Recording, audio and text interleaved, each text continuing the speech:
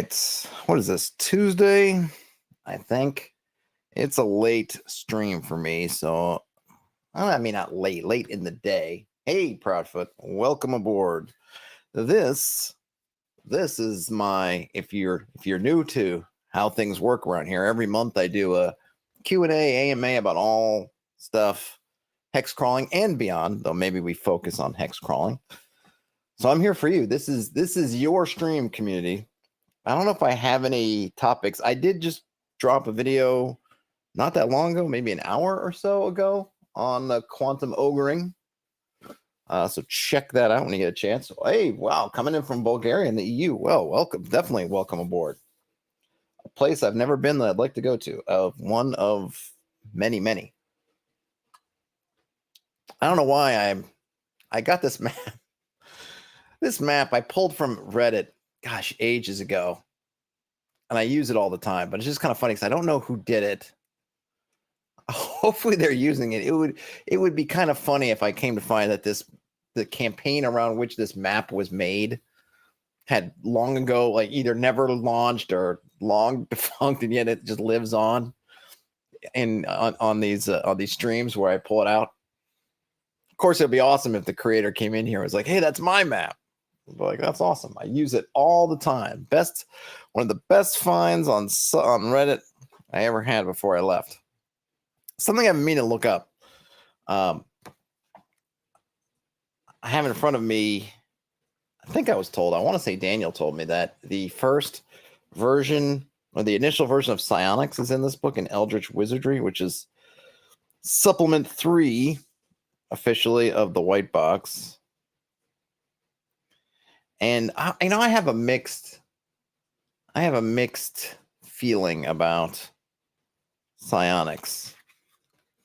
I kind of think it's cool on the one hand, but I've just never been satisfied with the rules. But I don't know if I've ever really gone back and interrogated the rules from these original Eldritch Wizardry rules or much. So I'm kind of curious about it. I mean, it's has nothing at all to do with hexcrawling, but I'm curious. Do you guys let me know, here in the chat or in the comments later on, how much do you guys use psionics? Do you guys like psionics? Do psionics enter your games in any way?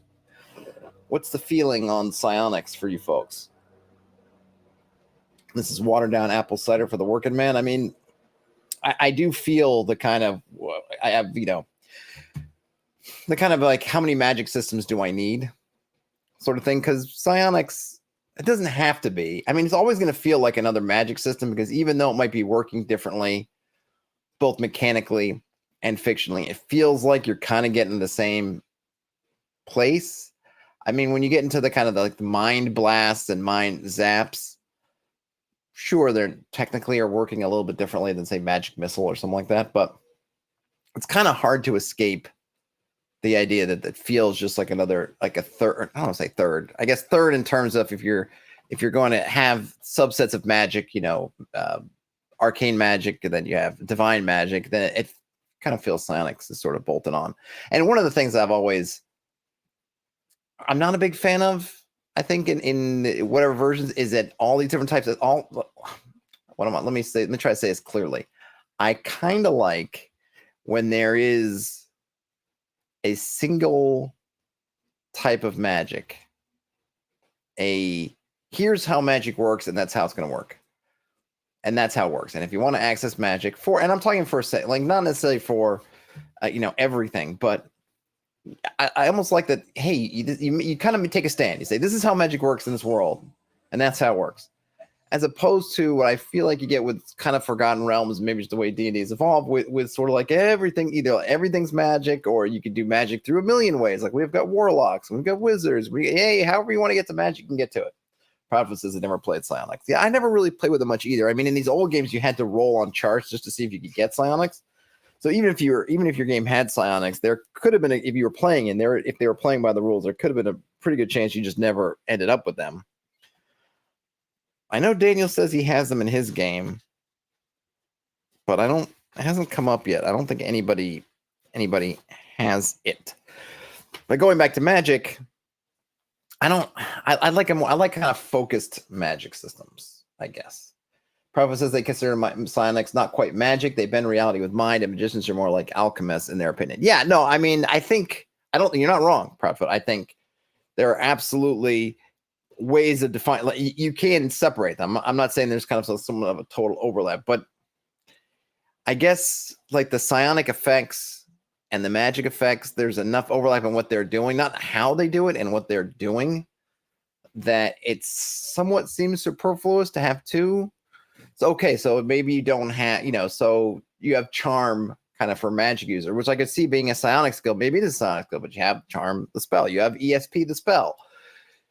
Of course, you could do more niche protection and say, well, if we're going to have psionics for kind of mental type stuff, then we're going to remove that from the realm of magic and put that firmly into the realm of psionics. But it never seems to turn out that way. Maybe someone's made a system that has no overlap. There's they do a better job with, say, divine magic and arcane magic to some degree. I mean, well, what healing you can't really do with magic user spells. They have to be divine, right? So they kind of separate that out and say that is, but then other things you can do, it's kind of muddled. And I think one of the things I think having a system designed for a specific setting works really well is when you really want to customize that stuff. So if in my game, if I wanted to have here's how magic works, I could do that, and I would take something like the white box or BX, and because I find that they're such nice, slim, trim, in fighting shape chassis, but they don't have a lot to them. It's very easy to then say, okay, I'm going to take this system, I'm going to bolt it on top of there, I'm going to cross out a little things here, cross out a little things there, and then bam, I've got magic has to be done a certain way. And maybe psionics would be this other thing. I always felt that psionics would be really cool if it was kind of that. I don't know. I kind of think about Tolkien got into the lot with Aragorn, or like the fell hero or villain would show up and they'd have sort of aura effects about them. Where Tolkien would say stuff like, when Aragorn would be there, the orcs they fled from Aragorn's face because he just had some look on him, or he just or something else, like he had this kind of personality force that would just push out from him and had effects. I always thought that might be a neat side. I think maybe I just need to do my own psionics and then I can do it myself. Hey, some guy, I am doing well. How are you? Well, I'm here really to answer your guys' questions. I'm just prattling on about psionics because I don't think I have anything super pressing to discuss. I mean, I did the video about quantum ogres that I released separately, so that's out there. It's interesting. Folks if you're not familiar with quantum ogres as a term, it's basically not reusing, but repurposing content. You create something, party doesn't experience it, so you kind of hold on to it and pull it out later. It's depending on how you read it, it's not a bad thing at all. But oftentimes the discussion ends up being as somebody, it might have been Fluffy the Griffin, commented on the video that it's this kind of illusion of choice sort of deal. There are two doors. I look on the map, and I had left door, and I have ogre encounter that I created. But now the party might be going to the right door, and I don't have an ogre encounter there. But I love this ogre encounter, and I want the party to have this ogre encounter. So what I'm going to do is, whichever door they open, the ogre encounter is going to be somewhere in there. And that's in a practical level where the quantum ogre stuff comes into. I'm not sure that was the original intention, or at least in terms of how it's discussed, I think has migrated a little bit because it gets kind of tricky. And I tried to go through that in the video. I don't know if I was as with most things, I don't know if I was successful or not. This map, some guy, just so you know, is not mine. I pulled this off of Reddit ages ago to reference for something, and now I just kind of use it. I don't know what scale they're using. This map is interesting. I don't know if people will be interested into that, and I don't know if people would be interested in this. And I wouldn't want to do anything. But if it might be neat, or if people found it valuable at all. I'd be happy to do something where if people wanted to send me their hex maps, we could look at them a little bit and sort of pick up on some things that maybe they did well, some things that maybe could be improved, so on and so forth. When I look at this map, it's really huge. Now, we don't know the scale. Who knows? Could be half a mile. But I'm going to assume 6 mile, 5-6 mile hexes, but we don't know. And the thing is that jumps out at me is, on the one hand, you've got some things that make total sense, which is you have this river, and you can see there's a lot of these communities up on the river, which makes sense. Now, some of these just being down here don't make as much sense. Why, like Jude and to a lesser degree Mewin are just kind of floating down here. But I could imagine some other waterway snaking along here, snaking, comes up. Maybe it's not as major a waterway as the Red River, but you know, almost always, particularly old cities, right? They're on rivers. Why? Because rivers are easy to travel up and down on. You could put lots of heavy things, and it's much easier to carry them on a river, upstream, downstream, or both, using oar or sail or currents or what have you. It's easier, even if you can only do one-way traffic because it's too hard to go upstream. Still easier. So these kind of being out here off, and you know, these also up here, you don't make as much sense. Now, if you took these towns and pushed them over to the river, that might make a little bit more sense. But the other thing is, besides the fact that, so you've got, in my opinion, I would say, like, yeah, this part good. I might move these around, or again, just add even here. You could add another. Maybe this is supposed to be, I think this seems like, what is this? This is grassland. I think this maybe just they're using green for grassland, and this might be, I'm not sure, drier, more steppe. I don't know. Maybe there's another river system that's kind of working its way in between in there as well. The other thing here with this map is it's huge. It's just there's a ton of real estate, and right, Christopher Perkins mentioned his video, which I was very happy that he talked about. I did a stream where what would we call it? A reaction. I did a react to me video on the Christopher Perkins DM advice, and look, frankly, his advice was spot on, and I hope, because it's somebody who's very prominent, that folks who would in the D&D kind of 5e, 1e, whatever they're calling crowd, D&D 1, whatever it is crowd, the modern D&D crowd will kind of take it to heart, a lot of it. And, you know, and he talked too about starting small. And when you start with a massive space like this, it puts a lot of pressure on you.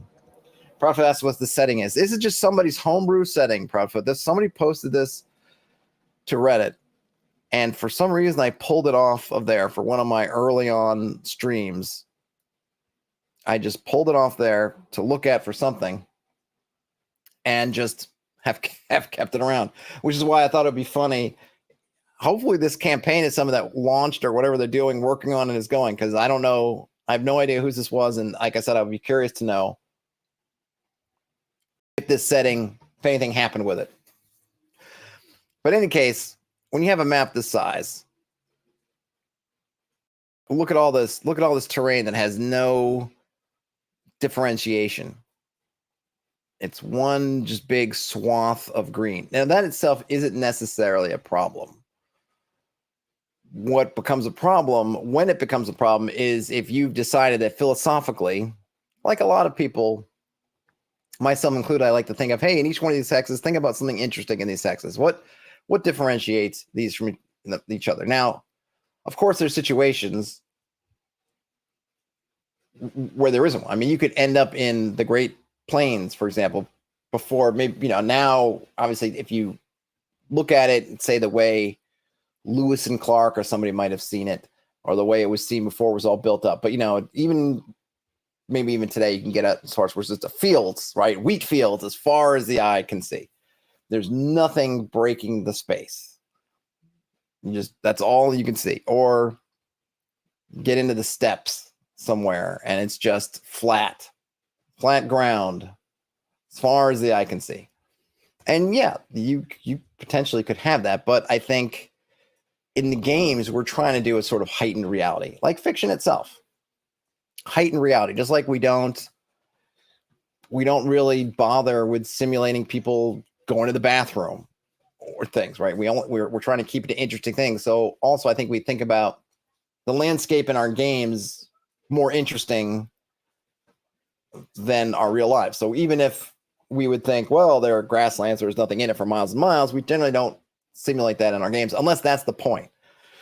If the point of this is something like, what was that area in Game of Thrones, like the Green Sea or something, or the Grass Sea, right? That was that where the Dothraki maybe are from? I don't know. It's the Grass Sea, and that literally the point of this is to be a vast emptiness. Then we're going to feel compelled to try to fill this up.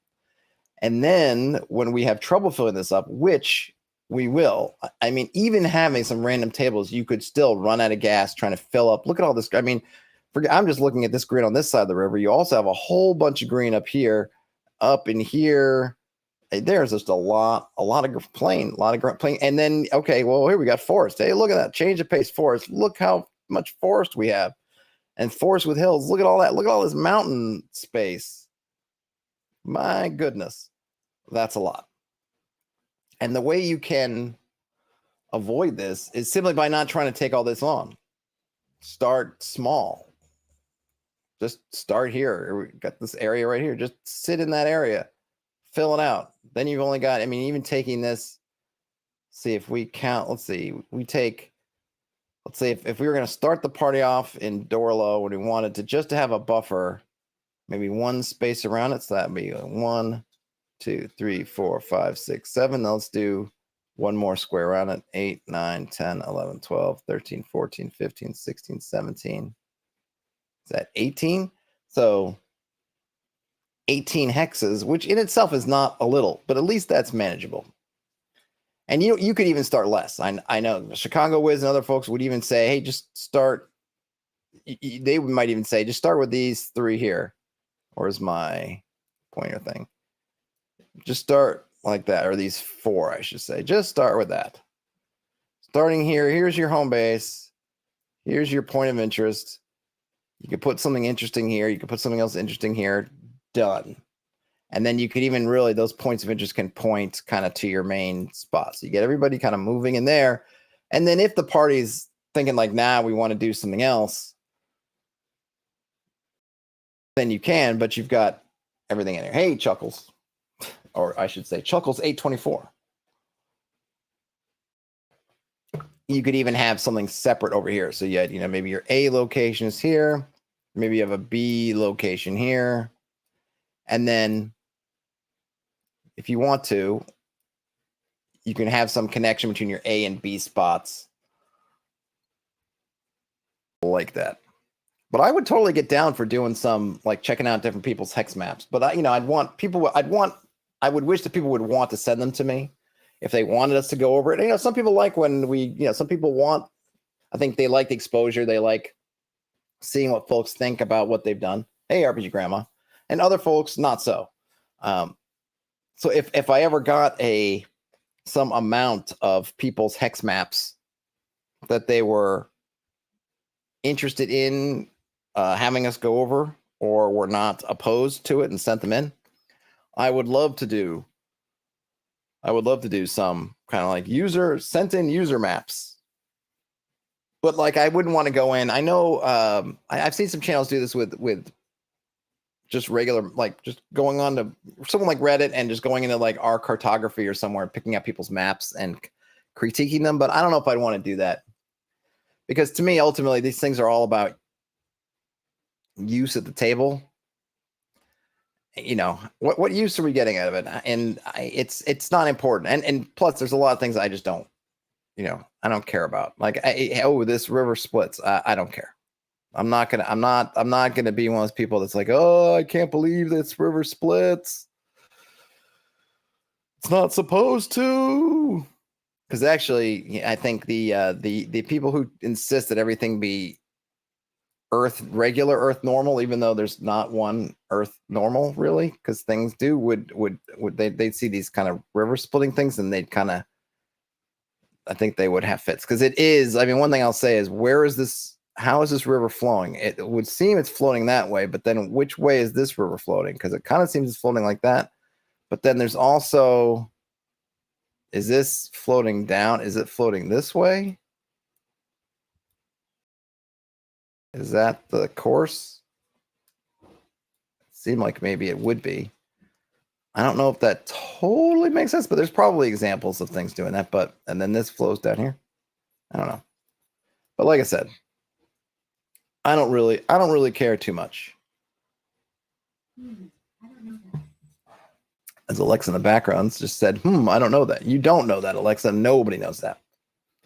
Nobody knows. Anyone have any actual questions for me while I'm just blathering on about psionics and hex maps?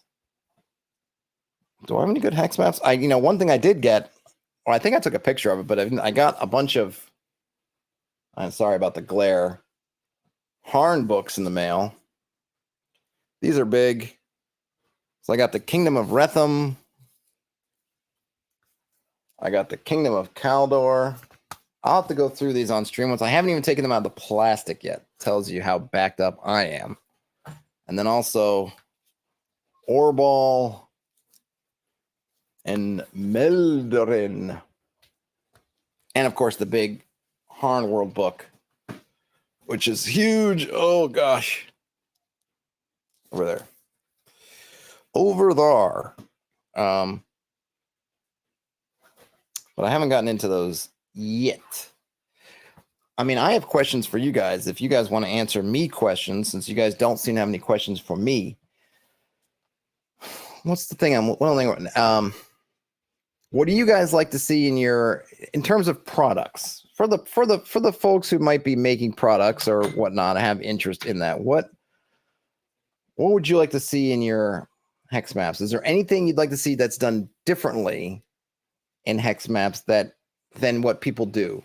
Or maybe put it another way, or maybe alternatively, do you like the super artistic hex maps or something more along these lines, simple, I don't know, I would say practical hex maps versus artistic hex maps? Proudfoot says, Harn is tempting me, but not sure I want to invest yet. I hear you. Proudfoot. I got on the Kickstarter. It was just one of those things. I just kind of wanted it. But I mean, it's tough because I just kind of wanted to have a reference version of it. I guess I have a couple of the couple earlier Harn things. I have Harn Manor, and some of the Harn source books are really handy just to have stuff like Harn Manor, which is unfortunately is another room. Otherwise, I'd go fetch it. They're just kind of handy references just for things, forgetting the setting, implied setting, or the explicit setting of Harn. They're just handy to have. You want to know stuff about a kind of the way sort of a medieval manor house and things like that. Then yeah, Harn Manor, good stuff. I did a stream about Harn World, I think when I got the PDF, and it's pretty cool. But this is kind of like my archival version. It's like, yeah, I'd like to have it. I don't think I'm ever going to run Harn in Harn. I mean, I might. It'd be fun, kind of. I mean, I guess if I could get to a point where I could stream more sort of one shots and things like that, I would definitely run some. Let's run a small campaign, a kind of a mini campaign in Harn to try it out, right? Or something that I would do that. But I don't know for my home game, let's say, if I'm going to run Harn. But I thought I felt like this is a good time to get in and get some kind of archival versions of the books just to sort of have. Proudfoot says, and by investing, I mean mostly time to read it, not only money. Yeah, I mean, that's reading, time to do all this stuff, right? Where's, what's that, what's the Twilight Zone episode? Time Enough at Last, right?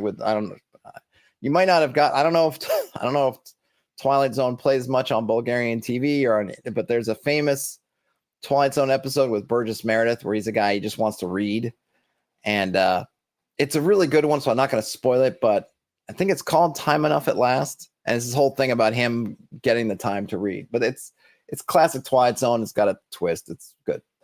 Proudfoot also says they prefer hand-drawn hex maps. Yeah, hand-drawn hex maps are nice. And I enjoy drawing, even though I don't think I'm very good at it. I enjoy drawing hex maps. But the generating part, because here's one of the other things, and I was actually talking about this online yesterday. Not a lot, but and Krister, who's a friend of the channel, I know has been messing around with this. I'm not sure if he ever came up with anything solving for it, but this idea of when they are generating your hexes dynamically, like for a solo game. So a lot of folks like to do solo games and like to either just run hex crawls or incorporate hex crawl stuff in their solo games, which I think is fantastic.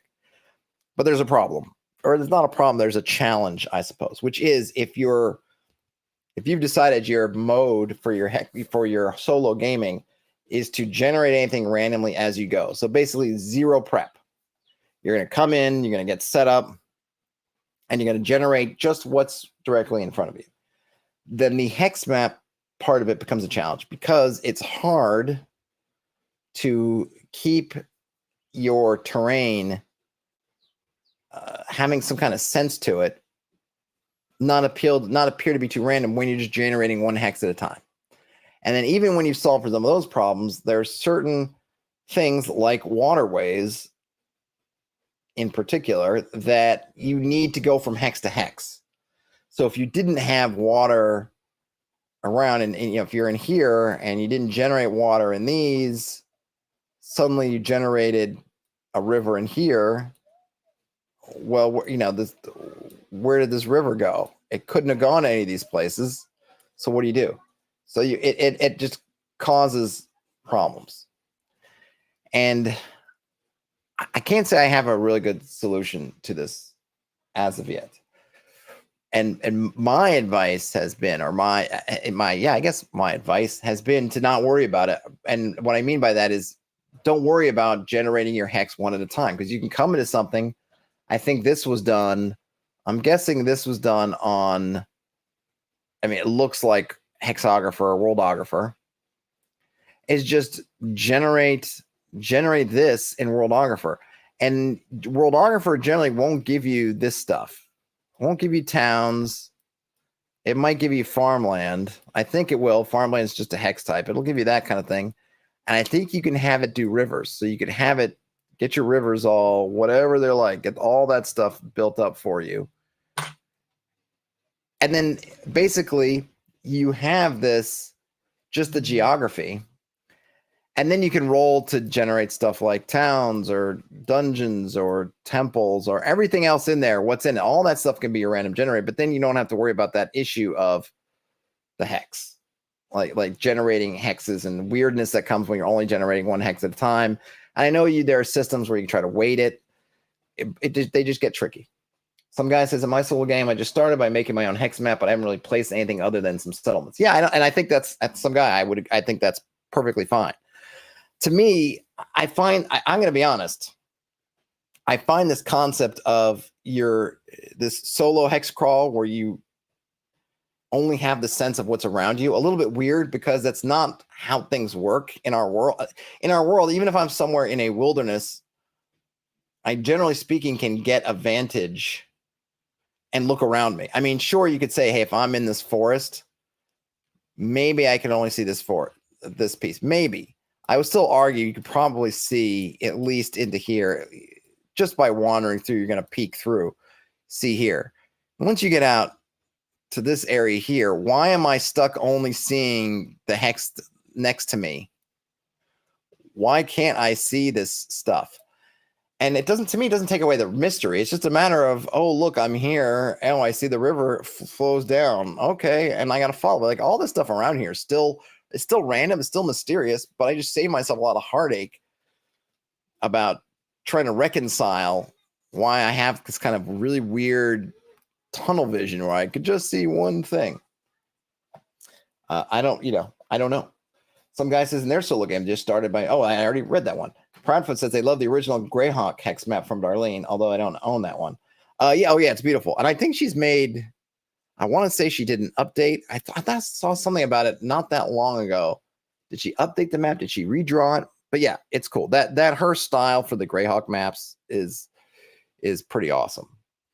And, look, that's what they did with outdoor survival. It was the same thing. They would drop you on the outdoor survival map and then go. So you had the whole map, but you didn't know really what anything was. You'd still have to roll, and they would use some of the different symbology on the outdoor survival map. I think they would use, what was it, like in outdoor survival, you're in the wilderness, but they had, I think, hunting grounds, and maybe the hunting grounds became where they were castles, and that's where you would roll to see who comes out of the castle to greet you.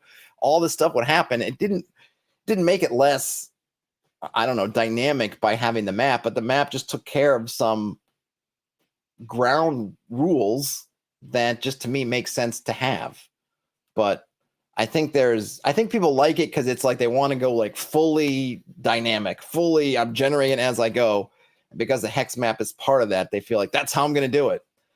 Just, it does introduce some difficulties. And I haven't seen anybody, people talk about hex flowers, and I like hex flowers, don't get me wrong, but they're not the, they don't, I feel like sometimes people will pitch out, hey, use hex flowers like it just is a cure for all that ails you. Hex flowers, it's fine, but I don't know.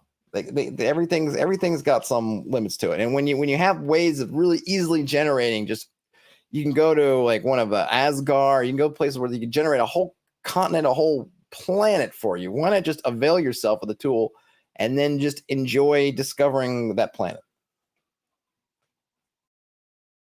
Some guy says that was a problem that they had too. They tried looking at some systems for producing hexes that were influenced by the previous hex, but it was just easier for me to make the map up front. Yeah, I agree with you, and I have not found one that really does that well. Now, I have a system. It's not, I think I mentioned this when I was talking on Discord last night, where I start, the system starts with you having the hex where you're in, and then you go around and you build out all these hexes like that. And then you pick a hex, and then it's influenced by the hexes next to it that you've done. And then you kind of keep going around. So I think I have it you're always going in a clockwise motion around. And then you can do that. But even then, it works. Do I have even clockwise? But anyway, whatever it does is like you always have two hexes that you already know what they are. So that when you're informing the third, those two parent hexes will kind of give you some triangulation. Is it perfect? No, but it does do that a little bit. But I'm not quite ready to release it into the wild yet. And it's definitely not, again, it's not a cure-all. It's not going to make everything okay. But it's a little bit like that. But yeah, I mean, I totally think just grab your hex map. Just get a hex map, generate a hex map, and do it. Because generally speaking, you get to look out. You do tend to be able to look out in front of you and see something. And then you have real choices. It's kind of hard to give yourself a lot of choices if you can't see what's around you. And, I mean, you can give yourself fog of war, and you can do all kinds of tricks to it. Like, oh, I'm starting here, so I'm going to take this map and I'm going to fog of war everything outside of this. Like, great, do that. You could plug it into Roll20, add your fog, and then as you move around, uncover it. Great. I mean, you don't even have to name things. Name them as you figure it out. Whatever, all good. Proudfoot says that there's an artist, Anna Meyer, who's making awesome maps of Greyhawk Digital, very detailed. They are not hex, though. I've heard her name. I don't think I've seen her work. Well, I probably have seen her work. I'm familiar with her, but I haven't seen that stuff. But yeah, I mean, people are doing crazy cool digital maps. I'm always torn because I love looking at the very artistic maps. But I do like the simplicity of something like this where I can just look at it and in a moment know what's going on in that heck, or what terrain. Okay, I'm in woods. I don't need to try to figure it out. Wooded hills, great. Mountains, great. River, lake, great. River, grass. It's just easy. All you have to learn is that initial symbology. Sometimes with the artistic maps, they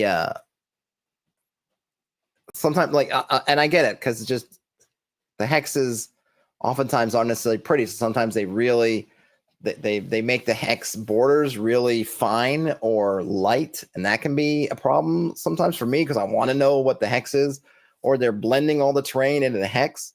But then when you have those blends, you're trying to decide, well, which hex do I roll on if I'm rolling random, wandering creatures or rolling get lost, and knowing which hex is not important because the numbers change. if you've blended together something where it's like these three woods, grassland, and hills all blended together, it makes a big difference because grasslands are going to be, it's grasslands least difficult, woods second less difficult, hills further difficult. So which one? It's not, it's a matter of the hex isn't just for our eyes. It's literally something that has an effect on the mechanics.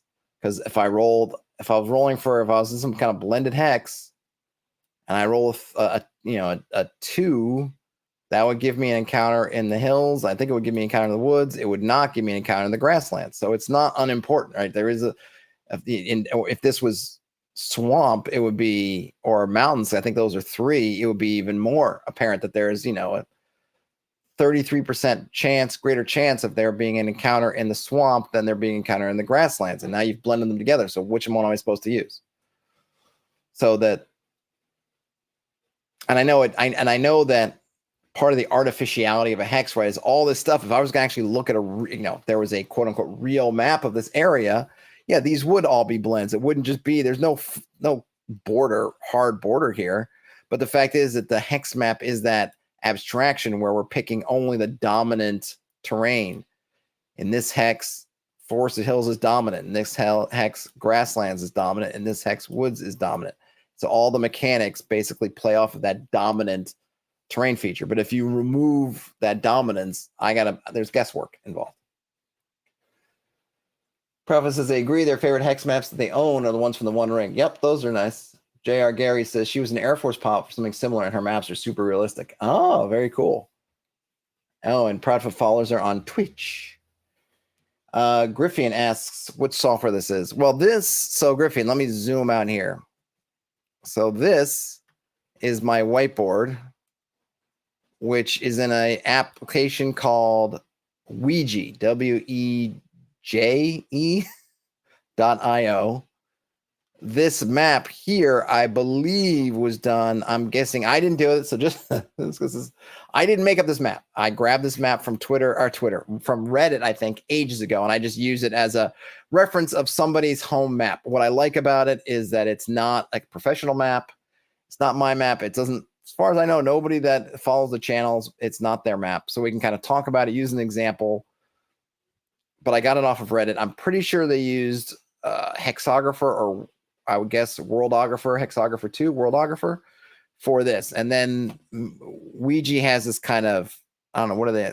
Some kind of like a laser pointer kind of thing where I can make marks on the map. But pretty sure the map, judging from the style, the hexes and the artwork, the icons and everything, is from Worldographer. I'll have to check out Anna Meyer. I mean, people, like I said, people do amazing maps. They're great.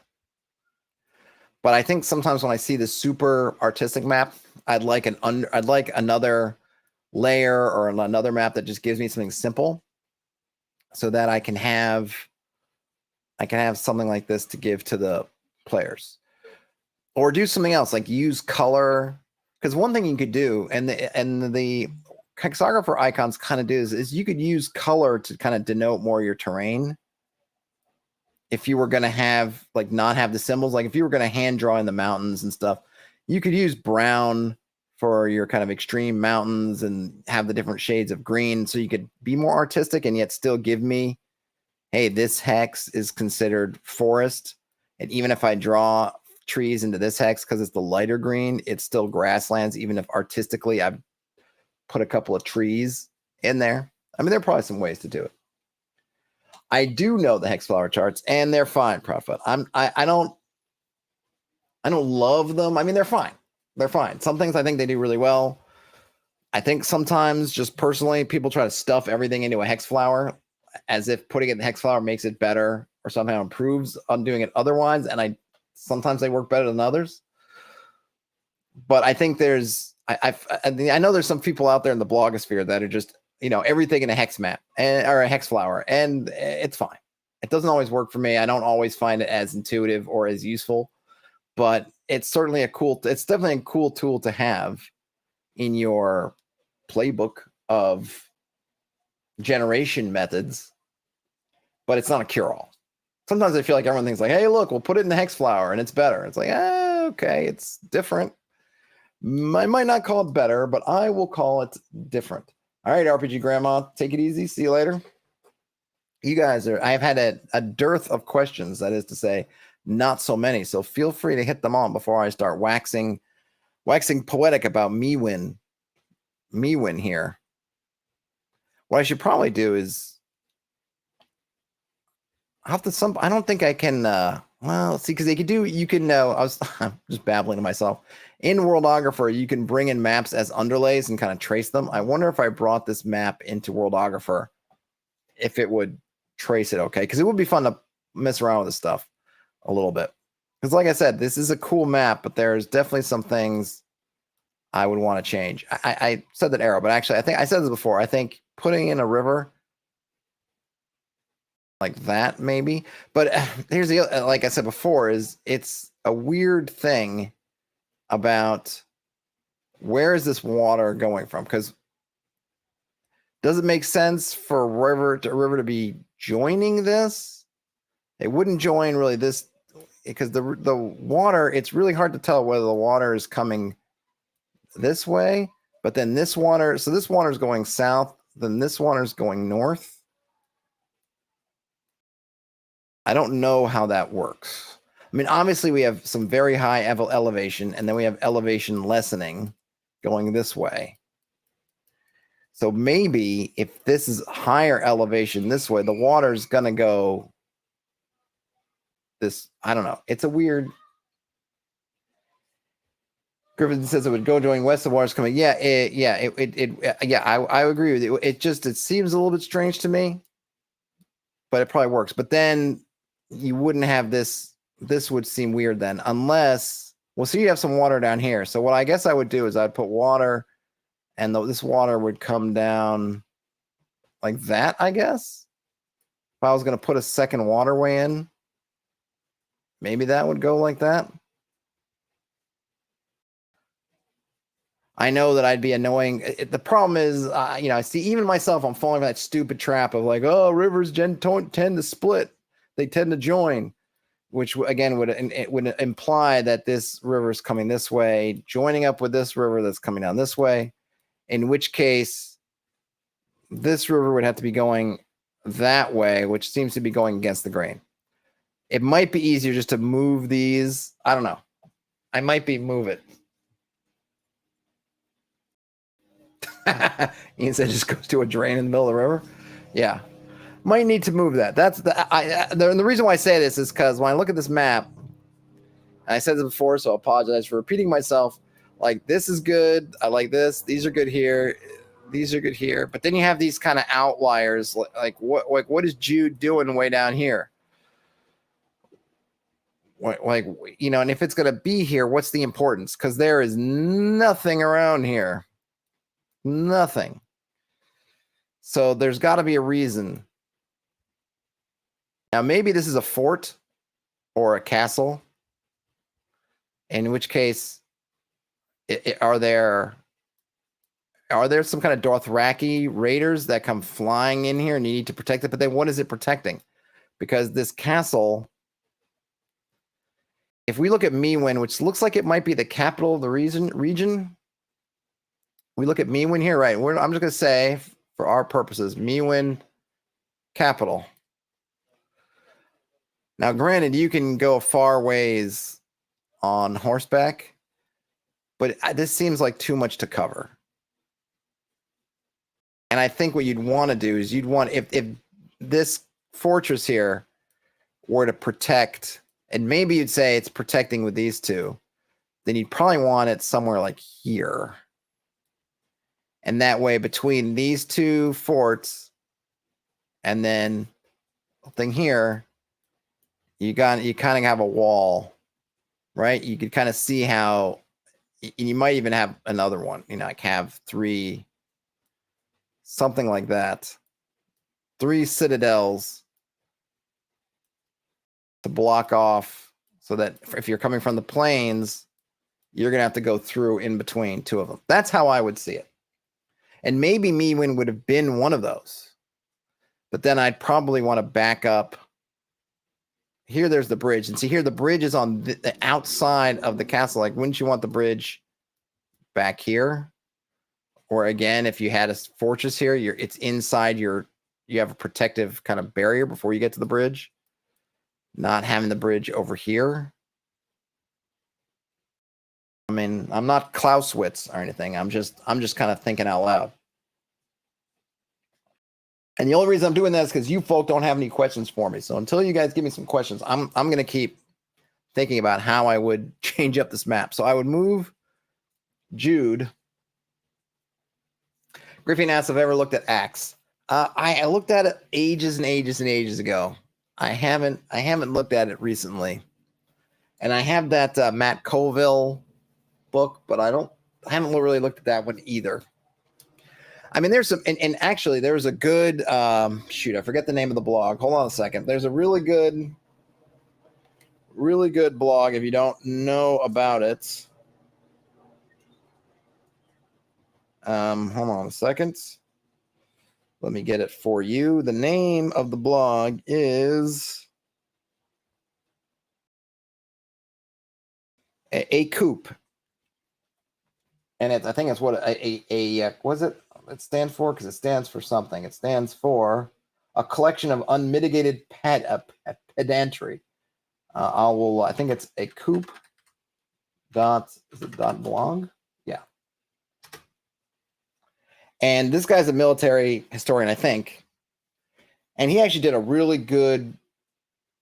So he's got a ton of articles, deep dives and all kinds of stuff. The ones that I really like, the ones where I just discovered him from, I think it's a he, discovered him from was a series he did on Lord of the Rings, kind of the movies, take on the movies and the films in terms of tactics. So he did one on the Battle of the Pelennor, Minas Tirith, the siege, and then another one he did on Helm's Deep. And if you read the first part, or maybe the first two parts of his one on Helm's Deep, you can really, he gets into what castles were used for, why castles were important, and the context there is why Saruman must take out Helm's Deep, even though it seems to be kind of out of the way. And it's kind of a similar reason to kind of what I'm going on here is you're doing something over here. Let's just say you have an enemy force, or maybe it's your force, and you want to lay siege to Mewin. The problem is you have these two castles here. So you have to deal with folks coming out of Mewin, potential, right? The defenders. And then all along your flanks, deal with these castles. Now, even though these castles are not directly impeding you, you're on the plains, you can swing right through here. The fact is that, especially when you're talking with cavalry or either heavy horse, whatever, they can ride out and they can ride back. And they're in this strong point. So it's hard for you to get to them. And you might be strung out in a long line. Maybe you're trying to forage. Maybe you're doing something. So maybe you're spreading out your army all along the way, trying to get food, trying to get supplies. And they're just come out here, bang. As soon as you come after them, they retreat. Bang, retreat.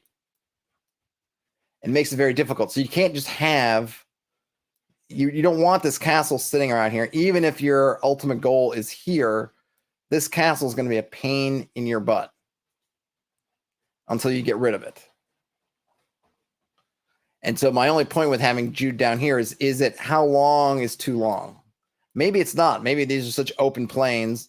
They look at it and go, they can come out, they can come back. But I think ideally you want to be able to kind of come in and out in a day, because you're not really trying to keep your cavalry in a situation where you have hostile forces in here. You're not trying to stay out here, I think, more than a day. So I would want to maybe have another, or like, again, put a third fortress in here. That way they kind of reinforce. And it can be very difficult, even though there's no wall here. It can be really tough to get around.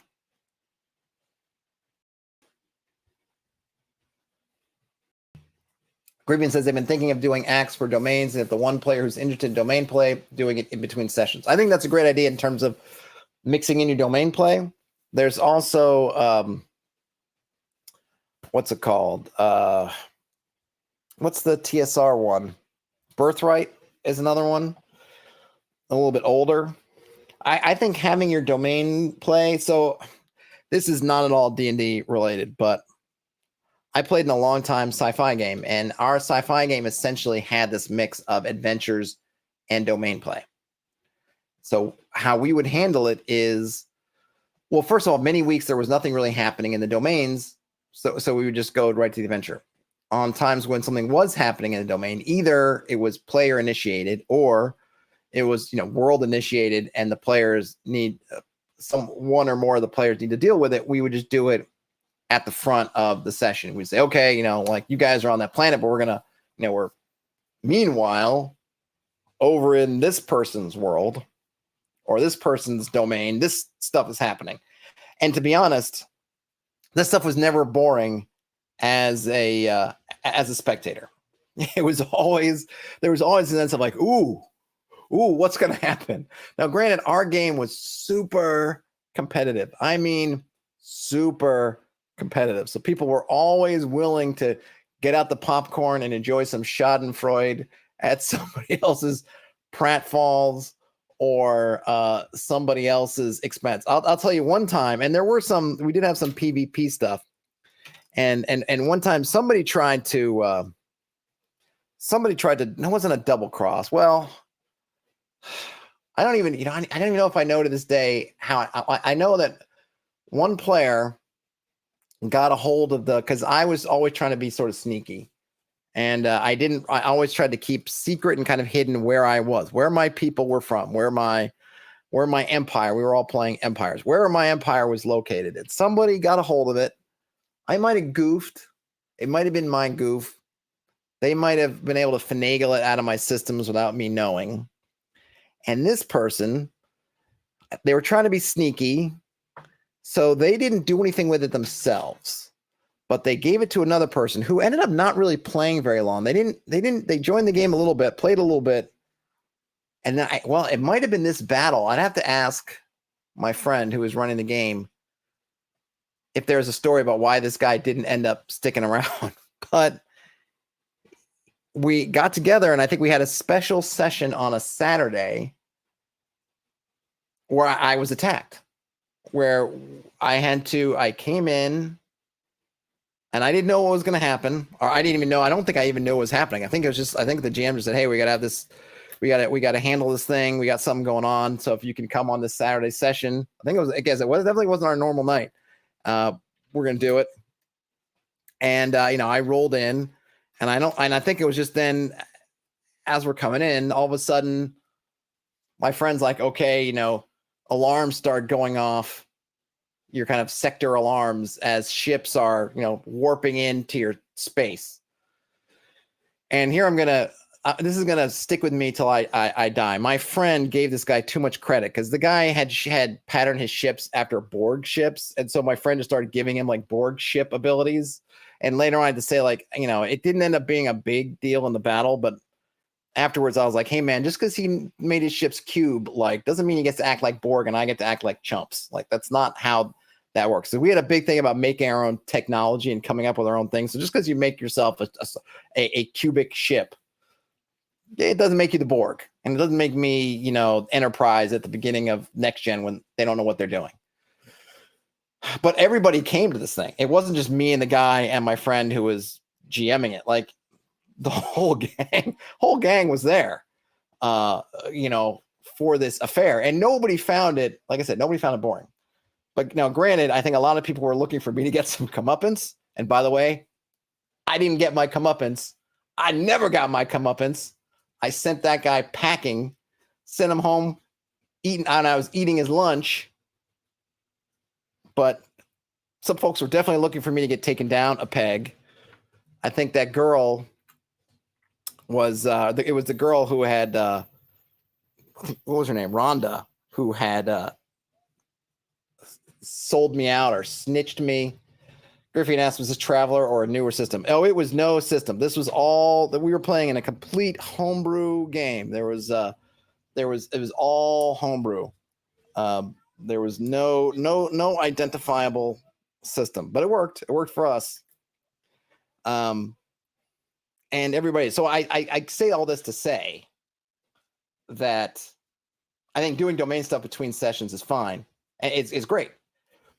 But don't sleep on the fact that it's fun sometimes for players to see these stuff that's happening with other players. When it's kind of fun. Like, if it's just like, oh, I'm doing the accounting bits of it, okay, do that between sessions. But if something fun is happening, there are many reasons why other players might find it enjoyable or interesting, or even want to interact with it. If they're all using, or they're all playing, say, neighboring domains, what's happening to one of them might have some effect, or maybe they want to call for help or something, whatever's going on. So you do it. So, and this was not that it was pre-internet necessarily, but we were all playing in person. We didn't have really a between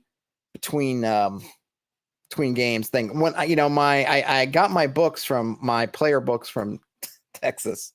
I'll show them at some point. I mean, it literally is. I have these binders. It's like this much playing material in there, and it was all like stuff I'd made and stuff I'd found and whatever. It was really fun, but the rules were all kind of understood by everybody, but not really written anywhere.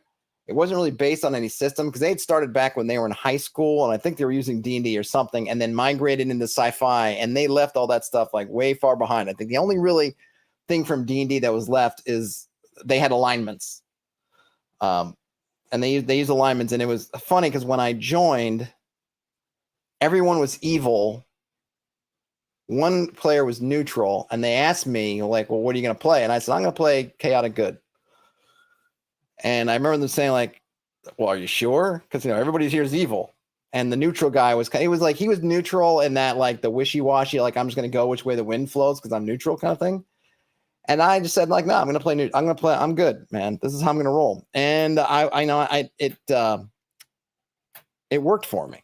I don't know what my chances are. I could have done it again, but I ended up sort of able to sort of bend things to the way I wanted them, so that before they knew it, they were starting to do things more good than evil, despite themselves. Some guy says they read this article on domain play that was really interesting. They said to introduce the 3 estates and taxes in order to get players introduced to domain play at level 1. Yeah, I mean, you look at Birthright, because Birthright also has that where you start from level 1. Now theirs is more, there's kind of divine kingship and like you're kind of born to rule sort of thing. You can kind of get rid of all that. But I definitely think bringing in the stuff from first level onwards in some fashion is good. And it's another way.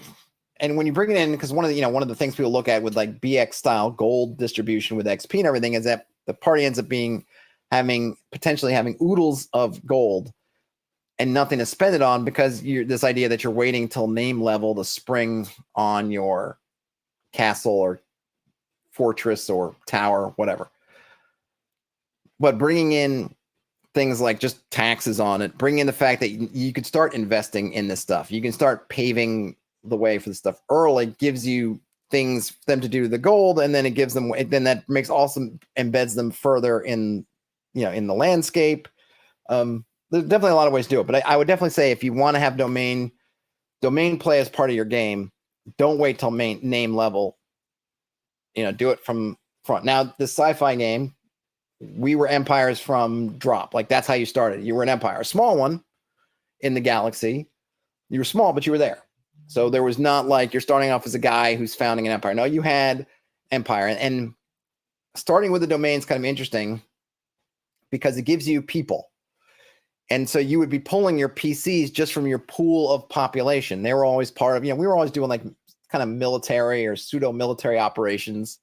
So they were all we're always sort of military personnel. But regardless, is that we had this kind of a limitless pool, practically speaking, for our PCs. We were never going to run out of PCs to adventure because there was, our empires all consisted of millions of individuals, at least, billions, probably trillions, maybe. Who knows? I mean, we were star-faring peoples with, multitudes of planets under our command.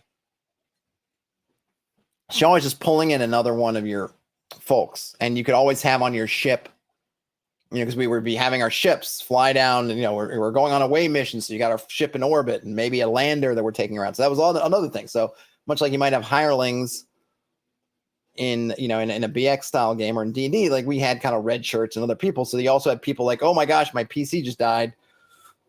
Well, look, I got these red shirts who are on the board. So sure enough, one of those becomes my latest PC. And if you need, hirelings, that's another way to get them. You get them from your household people. But even if you want the party to start off as kind of people sort of making their fortune, right, and not already having a fortune of some sense, I think presenting all the mechanics and mechanisms and flavoring of domain play as early as possible, I think is good.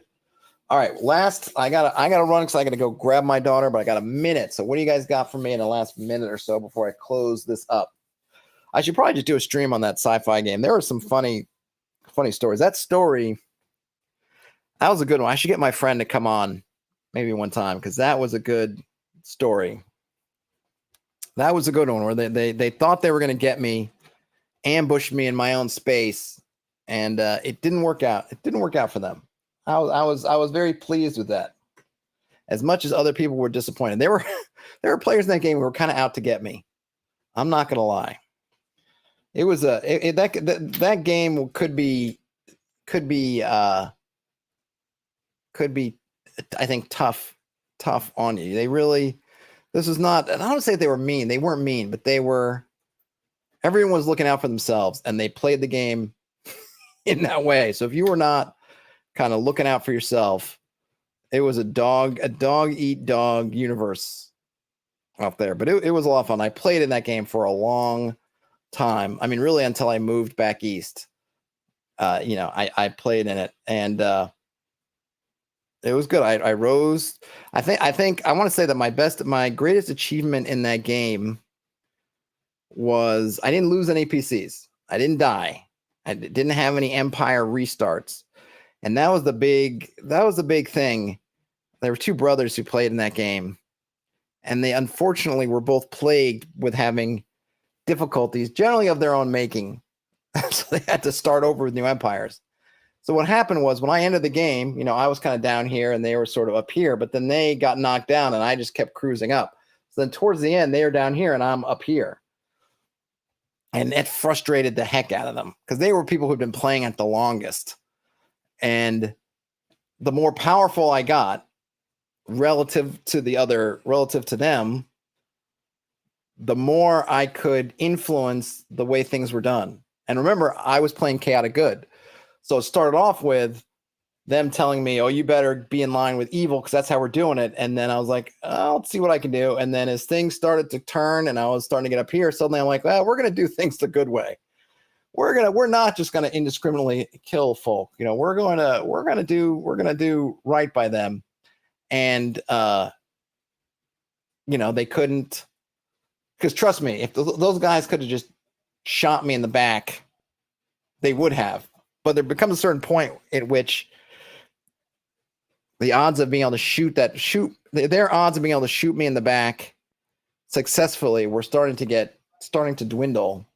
And even if they'd shot my one guy in the back, the price, it's one thing when you're a lowly nothing, you don't have to worry about what's going to happen. Oh, okay, we shot this guy in the back and you say, yeah, I did it. And I do it again. What are you going to do about it? But then it gets to a certain point where it's like, I'm starting my third empire. And now I am lower level than you. Now, if I shoot you in the back, even if I succeed and I kill this one character, the rest of them turn around and go, okay, now we're going to shell your home world and you're going to be starting empire number 4. It tends to put a damper on your spirits. But it was fun. A story for another time. All right, folks, I got to run. I don't see any other questions there, so I'm going to assume that all questions have been answered for now and for all time. Anyhow, have a great rest of your day, night. Whenever you end up listening to this, go watch that video on quantum ogres, and I will be back, I presume, tomorrow, if not the day after. I don't see any reason why I won't be back tomorrow, but who knows? Who knows what the future may bring? Hopefully for you, it will bring lots of gaming. So with that, game on, everybody, and I'll talk to you later. Bye now.